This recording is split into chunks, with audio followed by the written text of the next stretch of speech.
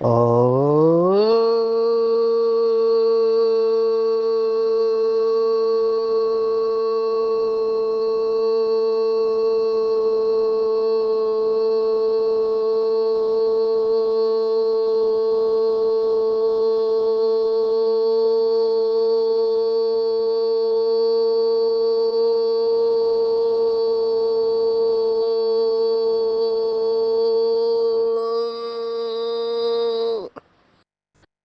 शांति।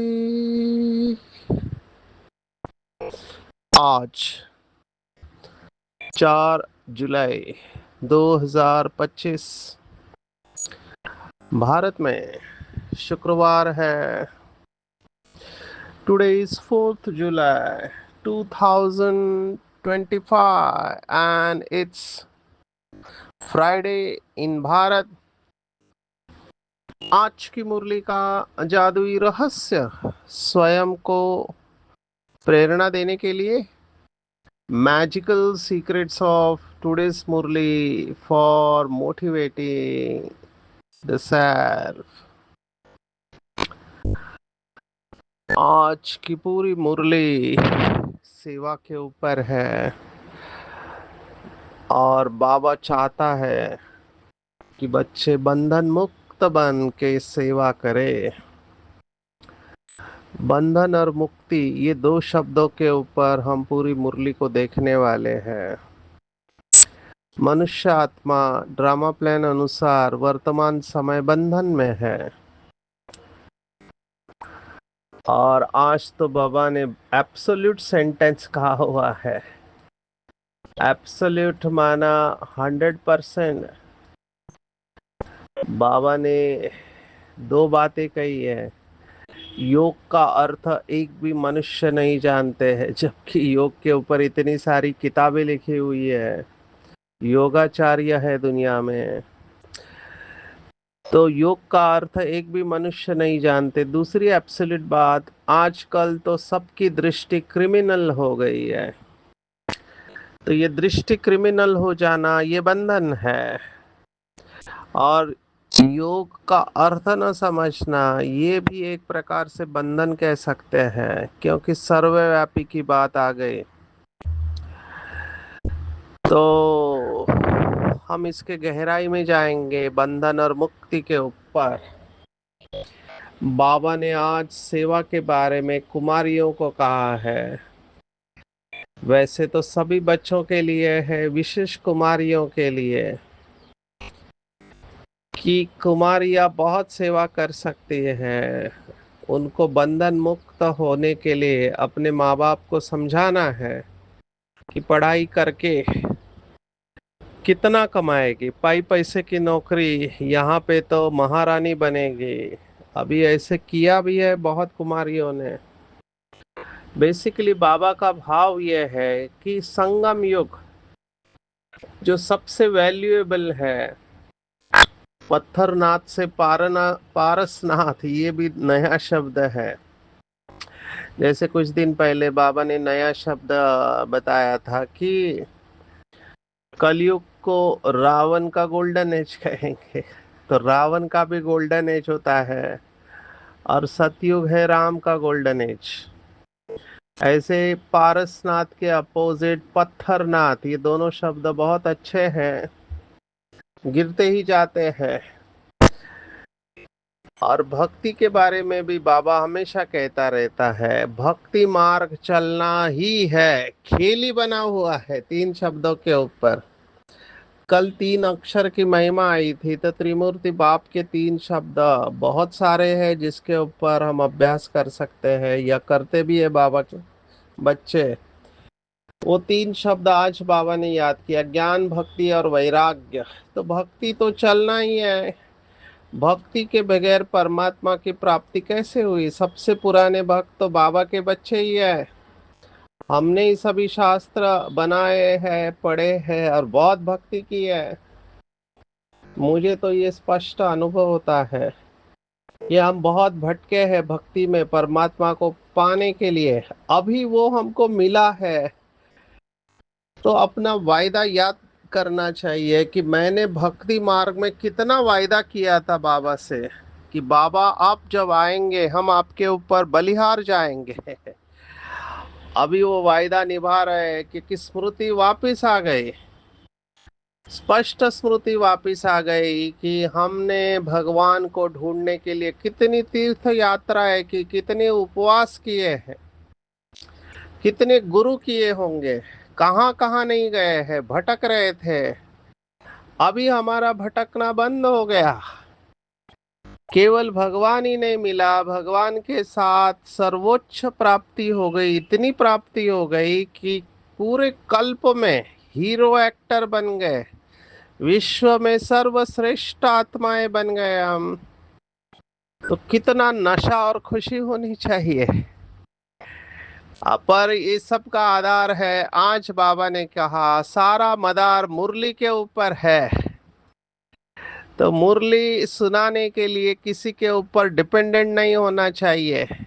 बाबा ने आज ये कहा है कि ब्राह्मणी के बगैर, ऐसा नहीं कि ब्राह्मणी नहीं है तो फिर मुरली नहीं, नहीं।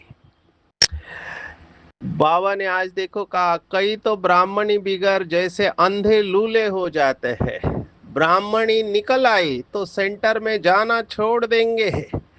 ये बहुत बड़ा डिपेंडेंसी है ब्राह्मणियों के ऊपर। अच्छा है अगर आपके पास टीचर है जो आपको मुरली का रहस्य समझाए, लेकिन अगर नहीं है, अभी तो वो भी नहीं कह सकते। अभी तो मैं देख रहा हूँ बाबा के बच्चे कमाल कर रहे हैं, कई सारी गीता पाठशालाओं में टीचर पहुंच नहीं पाती है, तो वहाँ स्टूडेंट ही आपस में मुरली पढ़ते हैं और बहुत अच्छी तरह से पढ़ते हैं। मैं ये महसूस करता हूँ क्योंकि उनकी भी दिल होती है। तो बाबा उनके बुद्धि को टच कराता है कि कैसे मुरली समझाना चाहिए, और बहुत अच्छी तरह से मुरली समझाते हैं। और कई जगह पे आप देखो, जैसे मैं अरुणाचल प्रदेश गया था तो वहां पे पता चला एक गीता पाठशाला है, वहां पर टीचर बहन जी साल में एक बार ही जा पाती है क्योंकि बहुत दूर पहाड़ों में, उधर जाने के लिए पूरा दिन लगता है। तो ऐसे भी सिचुएशंस है। फिर विदेशों में आप देखो, कई कंट्रीज में बाबा के एक हाथ दूसरे बच्चे हैं, आप उनसे पूछो कैसे साधना करते हैं।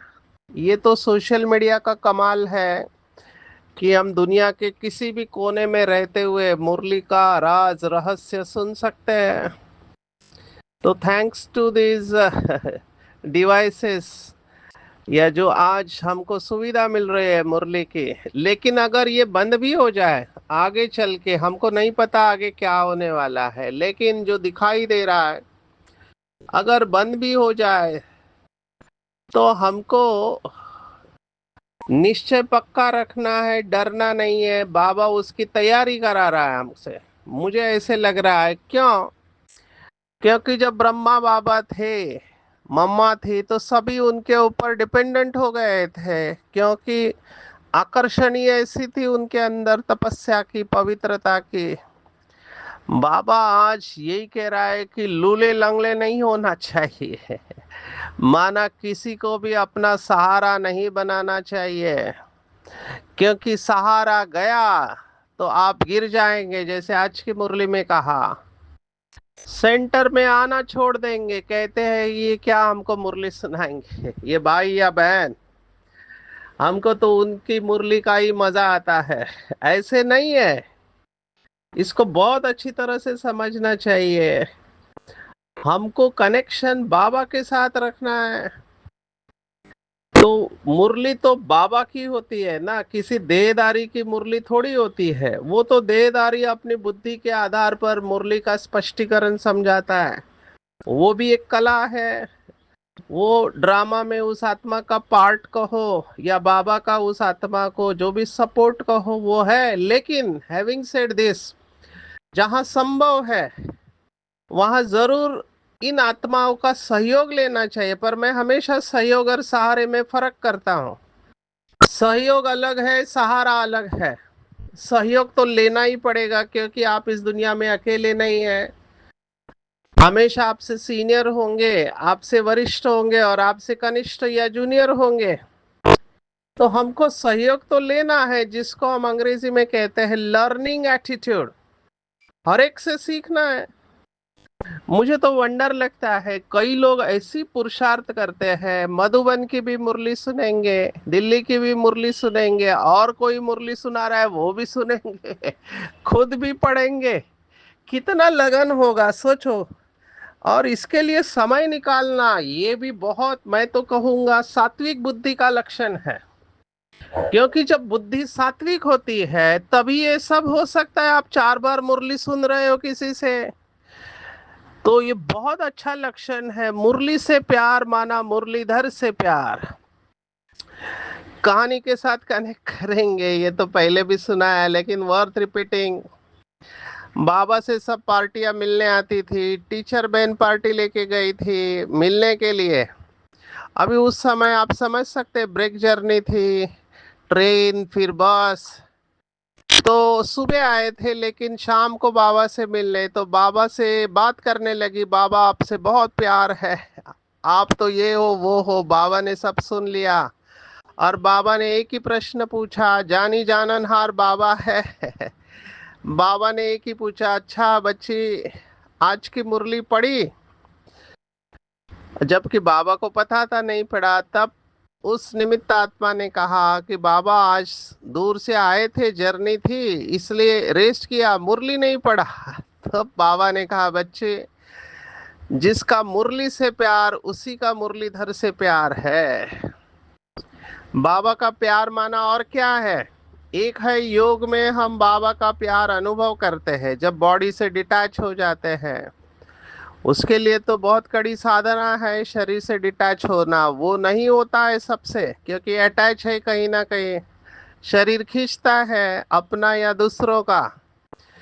तो जब शरीर खींचता है तो आप डिटैच नहीं हो सकते, और डिटैच नहीं हुए तो बाबा से अटैच कैसे होंगे? या तो पुरानी दुनिया पुराने शरीर, या फिर नई दुनिया और बाबा है।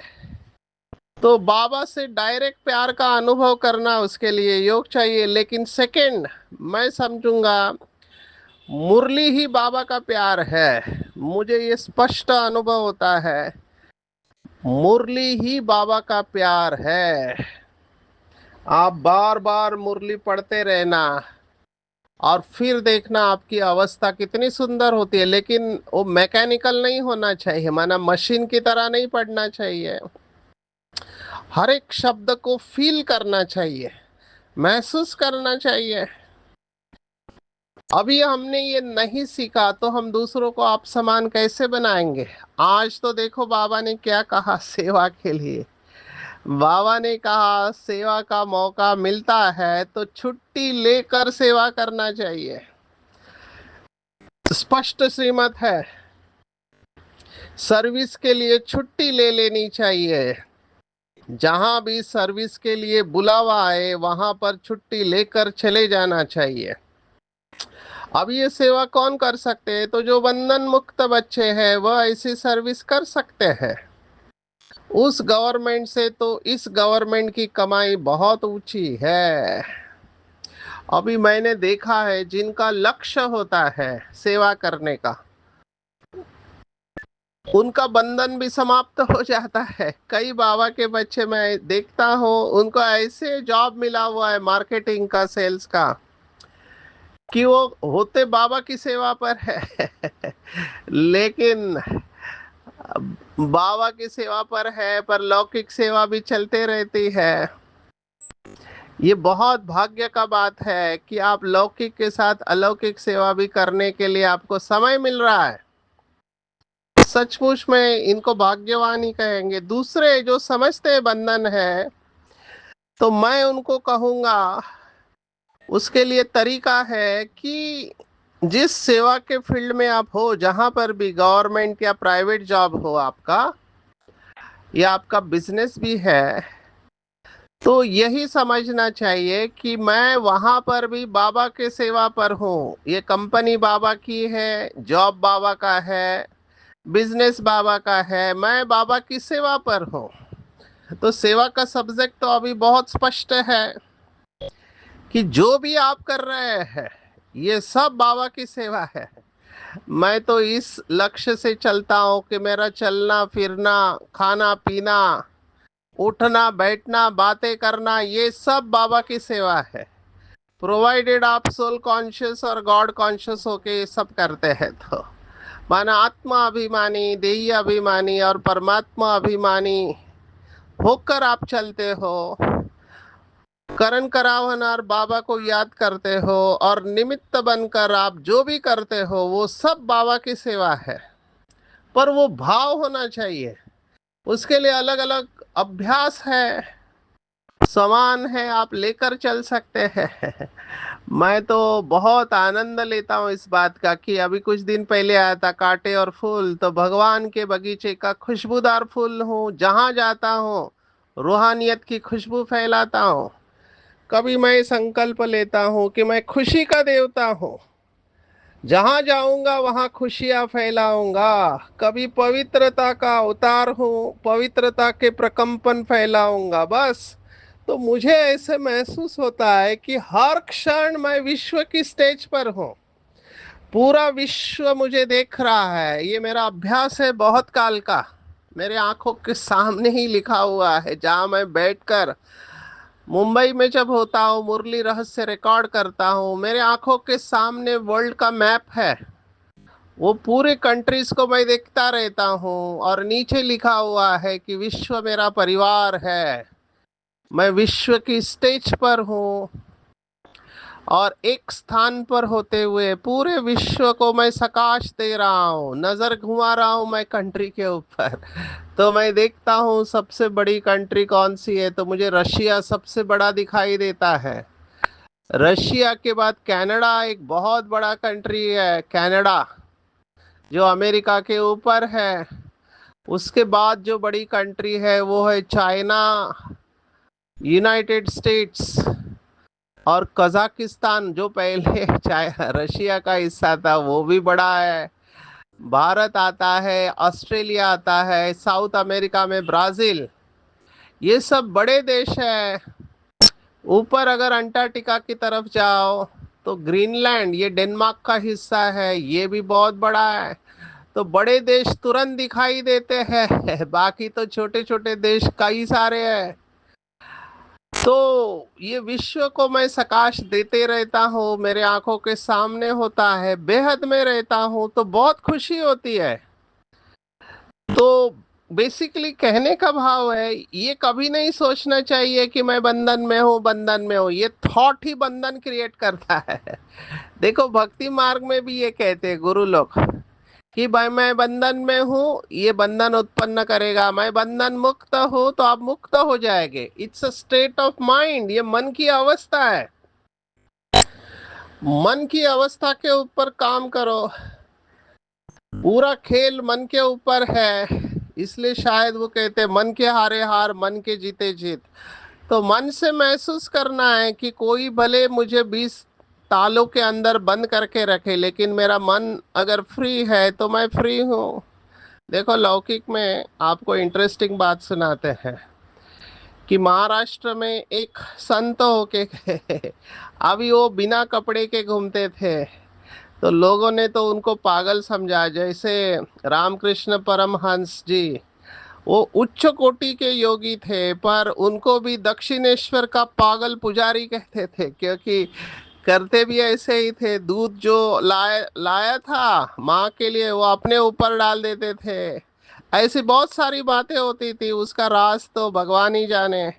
तो ये संत की भी ऐसी आदत थी, बिना कपड़े के एक बार वो ट्रेन में घुस गए, वो भी लेडीज डब्बे में। आप सोचो, उनको वहां से उतारा गया, तो वो कहते हैं कि ट्रेन चल ही नहीं पाई उसके बाद। तब लोगों ने कहा कि आप इनसे माफी मांगो तब ट्रेन चलेगी। तो उन्होंने अपने योग बल से ट्रेन को रोक दिया था। तो इनको अलग ही समझते थे, फिर इनको जेल में डाल के रखा था, तो ताला मार भी देते थे, फिर भी ये बाहर आके बैठ जाते थे। कैसे बाहर आता था किसी को पता नहीं चलता था। तो ये लौकिक में संतों के पास इतनी सिद्धियां थी। तो फिर हम तो भगवान के डायरेक्ट बच्चे हैं, हमारे पास कितनी पावर्स होनी चाहिए? एक प्रश्न, एक ने तो प्रश्न ही पूछा। अभी प्रश्न पूछने वाले तो बहुत सारे प्रश्न पूछते हैं। कहते हैं हिमालय में जाते हैं लोग और वहां पे साधना करते तो उनको सिद्धि आती है। आप लोगों के पास क्या सिद्धि है जो आप कहते हो कि इतने साल से 25 साल, 30 साल, 40 साल आप राजयोग की साधना कर रहे हैं? सिद्धियां क्या है आपके पास? अभी इस प्रश्न में ट्रैप है। आपको मुस्कुरा देना चाहिए और कुछ भी नहीं बोलना चाहिए, क्योंकि आप कहेंगे कि हम अमृत वेला उठते हैं, पवित्र जीवन जीते हैं, प्याज लहसुन नहीं खाते हैं। ऐसे बहुत है दुनिया में जो पवित्र जीवन जीते हैं, प्याज लहसुन नहीं खाते और अमृत वेला उठते हैं। तो ये सिद्ध नहीं कर सकते आप। आपको चुप होना चाहिए। पर ये प्रश्न और लोगों की अपेक्षा रहती है कि आपके पास पावर होनी चाहिए योग की। और बाबा ने भी एक मुरली में कहा, अगर आप समझते हो आप योगी हो तो सामने किसी को बिठाओ और दृष्टि देके उनको अशरीरी कर दो, तब समझे कि आपके पास पावर है। बाकी भाषण करने वालों की तो दुनिया में कोई कमी नहीं है। आई एम सॉरी टू से दिस। भाषण करने वाले की दुनिया में कोई कमी नहीं है। अभी देखो, इस समय एक संत है वृंदावन के, उनका नाम है प्रेमानंद महाराज। अभी उनकी बातें आप सुनेंगे तो प्रभावित हो जाएंगे। कंठस्थ है कई सारे शास्त्र, दिल से बोलते हैं, तो उनकी बातों से, उनके लेक्चर से प्रभावित हो जाते हैं। वैसे ही हमारे भारत में बहुत सारे संत होके गए, आचार्य होके गए। अभी देखो, आचार्य की बात आई है तो रजनीश जी है, इनका नाम भी बहुत है। हमारे कुछ बाबा के बच्चे मधुबन से भी इनकी कहानियां सुनाते रहते हैं, पर उनको क्रेडिट नहीं देते हैं। तो ये सब है, आप इनको सुनेंगे पढ़ेंगे तो आप इनसे प्रभावित हो सकते हैं। और ये लोग बातों में बहुत होशियार होते हैं और क्या क्या सुनाते रहते हैं। कहते हैं, आज ये मुरली में आया है, क्या कहा देख बाबा के शब्द, बस इसमें ही मस्त हो जाते हैं। सब कुछ आप ही करते हो, माना आप ही सुख देते हो, आप ही दुख देते हो, भगवान के लिए कह देते हैं। कहते हैं आत्मा निर्लेप है, कुछ भी खाओ पियो मौज करो, शरीर को लेप छेप लगता है, वह गंगा स्नान से शुद्ध हो जाएगा। जो चाहिए सो खाओ। क्या क्या फैशन है। भारत में एक संप्रदाय होके गया जिसे चारवाक कहते थे। ये सब भगवान को नहीं मानने वाले, वो कहते घी की चीजें खाओ, माल मसाला खाओ, बस एक ही जन्म है, इसलिए जो करना है अभी कर लो। मरने के बाद किसने देखा है क्या जीवन है? ये भारत में भी संप्रदाय था। अभी कुछ लोग भी ये करते हैं। अभी ये रजनीश का बहुत फेमस हुआ था कि दमन मत करो आप, माना मन की इच्छाओं को दबाओ मत, क्योंकि दबाएंगे तो आप बीमार पड़ जाएंगे। फिर जो आता है वो करो। अभी ये ऐसे बातें सुनेंगे तो लोग अगर इसको फॉलो करेंगे तो आप सोचो क्या हो सकता है। संस्कार पक्का हो जाएगा, संस्कार पक्का हो जाएगा, फिर उससे निकलना बहुत मुश्किल हो जाएगा। इसलिए बाबा बहुत बार बाबा कहते हैं दुनियावी लोगों की बातें सुनना नहीं चाहिए। अगर आप कमजोर मन के हैं, आप उनसे प्रभावित हो जाएंगे और फिर कंफ्यूज हो जाएंगे और फिर वही बिलीफ सिस्टम को, वही मान्यताओं को आके इधर यूज करने की कोशिश करेंगे और अपना नुकसान कर देंगे। देखो, दादिया कहती थी कि बाहर का कुछ भी नहीं पढ़ना चाहिए, क्योंकि आपका थिंकिंग बदलने लगता है। जैसे अभी यज्ञ में कुछ लोगों ने हठ योग चालू किया है। अब ये बाबा ने किसी भी मुरली में कहा नहीं है हठ योग करने के लिए, लेकिन चालू किया। ये आया कहाँ से? क्योंकि कहीं तो पढ़ा है कि साधना करने के लिए शरीर को कष्ट देने पड़ते हैं, उसके बिगैर इंद्रियां कंट्रोल में नहीं आएंगी। अभी बुद्ध ने भी ये बात कही थी, क्योंकि बुद्ध ने ये सब किया था 5 साल में, फिर भी उसको अनुभव नहीं हुआ तो उसने सब छोड़ दिया और फिर उन्होंने कहा मध्य मार्ग को अपनाओ। तो ऐसे ये जो भक्ति जिन्होंने की है, भक्ति मार्ग के शास्त्र पढ़े, वो ये सब बातें प्रमोट करेंगे। हमको मुरली के अलावा किसी चीज की जरूरत नहीं। अगर पढ़ना भी पड़े, जैसे मुझे पढ़ना पड़ता है क्योंकि मुझे प्रश्न आते हैं कि आपका मेडिटेशन और उनके मेडिटेशन में क्या फर्क है, तो फिर हमको पहले तो ये पता होना चाहिए कि वो सुनाते क्या है। ये सब बातें मैं स्टडी करके आपको बता रहा हूँ, क्योंकि पतंजलि पढ़ा, फिर ओशो का पढ़ा, फिर अभी जो इस समय जो है कोयम्बतूर के, उनका भी पढ़ा है, जे कृष्णमूर्ति पढ़ा हुआ है। ये लोग बहुत रैशनल है, तार्किक है, टू द पॉइंट बोलने वाले। अगर आप इनसे सुनोगे तो आप प्रभावित होने के चांसेस है। फिर दुनिया में भी बहुत सारे हैं, वेस्टर्न कंट्रीज में फादर डिमेलो होके गए, he was also very powerful orator. और अभी इस समय एक जिंदा व्यक्ति है, इकहाट टोले करके, जर्मनी के हैं, दीपक चोपड़ा है। आप इनकी सब बातों को सुनोगे, पढ़ोगे तो आप प्रभावित हो जाओगे। इसलिए हमको, अगर आपके अंदर इतनी बुद्धि स्पष्ट नहीं है तो इनकी बातों से जाना ही नहीं है। क्योंकि हमारा ज्ञान बहुत सरल है। आज बाबा ने कहा तुम्हारा कर्तव्य है भ्रमरी मिसल कीड़ों को भू भू कर आप समान बनाना, और सर्प के मिसल पुरानी खाल छोड़ देना, ये हमारा कर्तव्य है। क्योंकि हमको पता है क्या होने वाला है। नेचुरल कैलामिटीज देखो, आज बाबा ने बता दिया क्या होने वाला है। सागर की एक ही लहर से सारा डावाडोल हो जाएगा। माना ये होने वाला है 100 फीट, 100 फीट की पानी की लहर आएगी। अब मोस्ट प्रोबेबली ये सुनामी होगी, और इसका कारण होगा समुन्दर के अंदर भूकंप।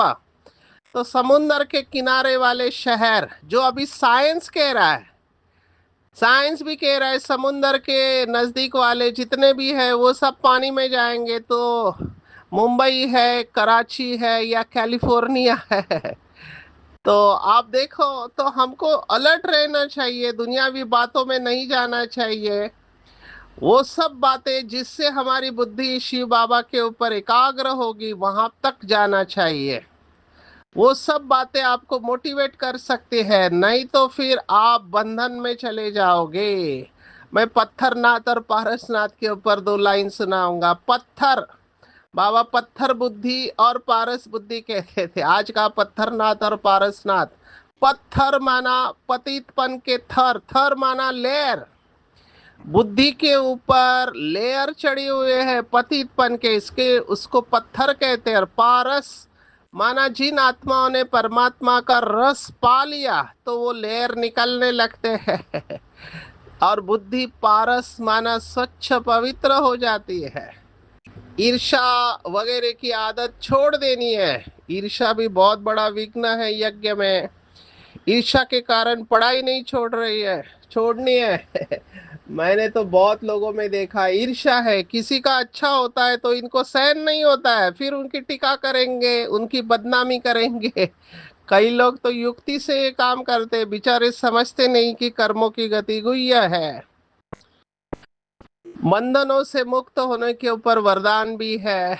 बाबा ने कहा अतीन्द्रिय सुख का अनुभव क्यों नहीं होता है बच्चों को, क्योंकि मनसा संकल्पों के बंधन में है। मनसा कौन सा बंधन है? तो व्यर्थ संकल्प, ईर्षा, अलबेलापन और आलस्य, यही मनसा बंधन है।